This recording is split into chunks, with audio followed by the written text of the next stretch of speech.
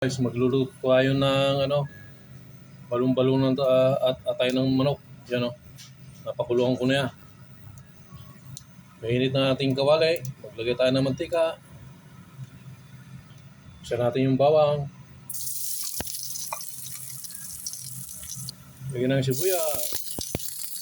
Lagyan na natin balon-balon ng atay ng manok. Lagay tayo ng kamote at saka carrot.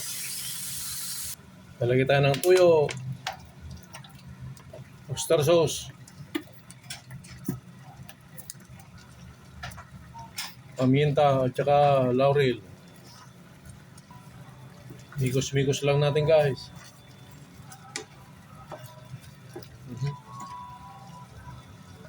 Lagay tayo ng suka. Saka sili. Yan. Ito na yung guys yung adobong atay ng manok at balon-baluna. Tikman natin guys. Para sa inyo ang unang subo.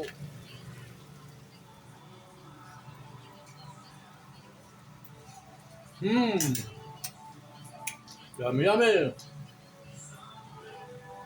Pwedeng pampulutan, pwedeng pangulam. Champion!